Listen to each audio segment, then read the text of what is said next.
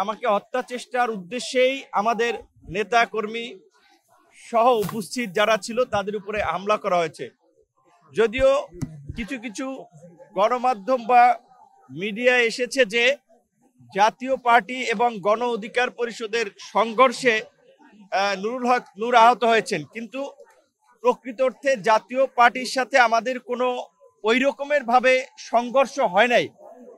আপনারা দেখেছেন যে আমরা মিছিল নিয়ে যাওয়ার পথে আমরা অধিকাংশ নেতাকর্মী আমাদের কার্যালয়ে পৌঁছে গেছি, আর মিছিলের শেষ প্রান্তে কিছু লোক যখন এই ফ্যাসিবাদের দোসর ভারতীয় দাবেদার এবং এই দেশবিরোধী অপশক্তি জাতীয় পার্টির কার্যালয়ের, যেটাও জাতীয় পার্টির কার্যালয় না, মূলত এসালমের বিল্ডিং, সেইখান দিয়ে আমরা যাওয়ার পথে তারা তাদের কার্যালয়ের মধ্যে থাকা সন্ত্রাসীরা আমাদের উপরে ঢিল মারে, দু একজনকে কাপড় টেনে ধরে।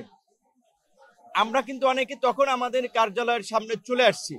আমরা সংবাদ সম্মেলন করার জন্য প্রস্তুতি গ্রহণ করছিলাম, তখন আইন শৃঙ্খলা বাহিনী যাদের সাথে পুলিশ এবং সেনা সদস্যরা ছিল তারা আপনার রাস্তা থেকে যাকে পেয়েছে তাদেরকে পেটাতে পেটাতে আমাদের কার্যালয়ের সামনে আমরা সংবাদ সম্মেলন করার জন্য দাঁড়িয়েছি, সেই অবস্থায় আমাদের উপরে হামলা করে। এবং এই বাংলাদেশের এমন কোনো মানুষ নাই যারা ভিপি নূরকে চেনে না। পুলিশ এবং সেনাবাহিনীর সদস্যরা নিশ্চয়ই চেনে। তারা আপনারা দেখেছেন চিনেই কি কৌশলে, কেউ বাঁশ দিয়ে, কেউ লাঠি দিয়ে, কেউ মাথায়, যে যেভাবে পারছে সেভাবে আঘাত করেছে। পুলিশের ঊর্ধ্বতন কর্তৃপক্ষ জানিয়েছে পুলিশ এই ঘটনায় জড়িত না, পুলিশের পক্ষ থেকে কোনো নির্দেশনা দেওয়া হয় নাই। সেনাবাহিনীর অনেকে বলেছে যে সেনাবাহিনীর পক্ষ থেকে কোনো নির্দেশনা এরকম ছিল না। তাহলে এই ঘটনাটা কারা ঘটিয়েছে? ভারত থেকে জিন এসে শেখ হাসিনার জিন নাকি মোদির জিন এই ঘটনাটা ঘটিয়েছে? তাই আমরা পুলিশ প্রধান এবং সেনা প্রধানকে পরিষ্কারভাবে বলতে চাই, আপনারা যদি এই ঘটনায় নির্দেশনা দিয়ে না থাকেন, আপনাদের অধীনস্থ সেনাবাহিনী, পুলিশের ঊর্ধ্বতন কর্তৃপক্ষ যদি এই বর্বরচিত হামলা, যেটা হত্যার উদ্দেশ্যে পরিচালিত হয়েছে, এই হামলা নির্দেশনা দিয়ে না থাকে, তাহলে কারা দিয়েছে, কোথা থেকে এই ঘটনার নির্দেশনা এসেছে, সেই ঘটনার একটা নিরপেক্ষ তদন্ত করে জড়িতদেরকে বিচারের মুখোমুখি করবেন, এটা আমাদের প্রত্যাশা। কিন্তু আমরা দেখতে পেয়েছি আমরা যে নতুন বাংলাদেশের কথা বলি, কার্যত এক বছরে বাংলাদেশের কৃষ্টি, কালচার, রাষ্ট্রীয় ব্যবস্থার কিছু পরিবর্তন হয় নাই, শুধুমাত্র ভাগবাটোয়ারার ব্যক্তিদের পরিবর্তন হয়েছে। এই যে এই ঘটনার মতো এই মুহূর্তে একটা আলোচিত এবং সেন্সিটিভ ঘটনা, একটা দলের প্রধানকে কার্যালয়ের সামনে এইভাবে আঘাত করা হয়েছে।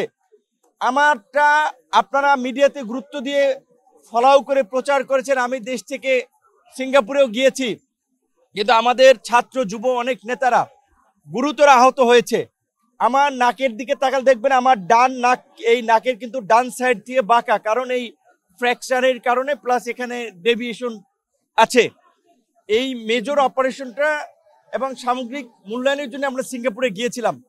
ডাক্তার বলেছে এইটা প্রথম 2-1 সপ্তাহ, ঘটনার 2-1 সপ্তাহ পরে করতে, অথবা 4 মাস পরে। তারা জানুয়ারিতে ডেট দিয়েছে। এইভাবে টার্গেট করে আঘাত করা হয়েছে। প্রকৃত অর্থে এটা আমাকে বলতে হবে, শেখ হাসিনার আমরা ফেসিবাদের সময় বলি, এই ফেসিবাদের সময়ও শেখ হাসিনার গদিকে চ্যালেঞ্জ করে আন্দোলন করেছিলাম আমরা। আমাদের উপরে আইন শৃঙ্খলা বর্বরচিত হামলা হয় নাই। তাহলে এইটা একটা টার্গেট অপারেশন ছিল, আমাদেরকে টার্গেট করে অন্যদেরকে মেসেজ দেওয়ার জন্য এই হামলা পরিচালিত হয়েছে। তাই আমি অন্যান্য রাজনৈতিক দল, গণ অভ্যুত্থানের আন্দোলনকারী নেতৃবৃন্দকেও বলবো, আপনারা যদি পরবর্তী সিরিয়ালে পড়তে না চান, এই ঘটনায় যেই জড়িত থাকুক, যত বড় ক্ষমতাধর ব্যক্তি জড়িত থাকুক, তাকে বিচারের মুখোমুখি করতে হবে, চাকরিচ্যুত করতে হবে। কিন্তু দুঃখজনক, আমরা দেখতে পাচ্ছি ওই গতানুগতিক তদন্ত কমিটি গঠিত হয়েছে, মিটিং চলছে, প্রতিবেদন আলোর মুখ দেখে না।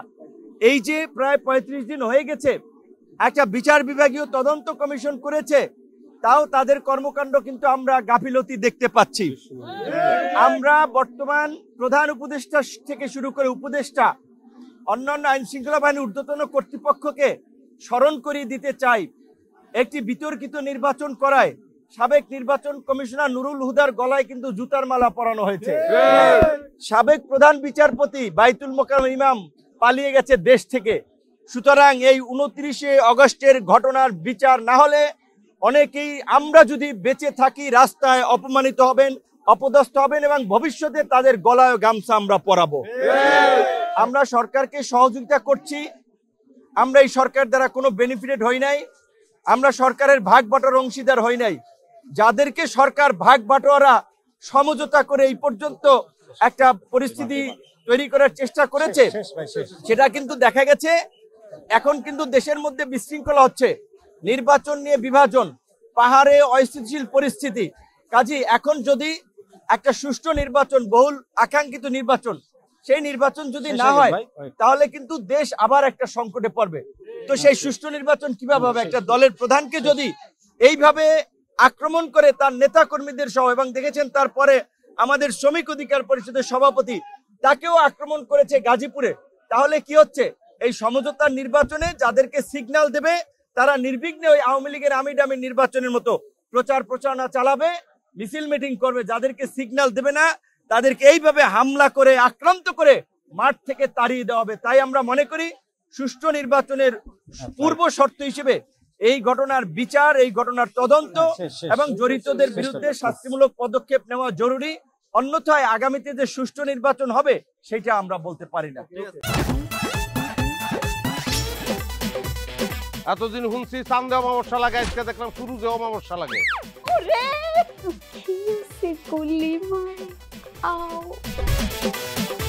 আপনার নামটা? আমার নাম লাবণ্য। এটা ধরেন। এইটা কি? সোলেমানি আংটি। ভয় পেলে নাকি সিরিয়াস? আমগো চোখে তো এখন কাঠের চশমা। দুইটা খেজুর কাটা নিয়ে চক্ষু দুইটা উঠানো হইলে আমারে দান করে দিন। কারো পৌষ মাস আর কারো সর্বনাশ। নাই রে নাই, আমার বাপে নাই। এই হারামজাদা, হাতে কি গ্রামের মাসে তোর আটকা জলিল কর। আমার ঘরে তিনটা বউ এতিম হয়ে যেতাম। বস্তালো আবার ঢুকা। এই এই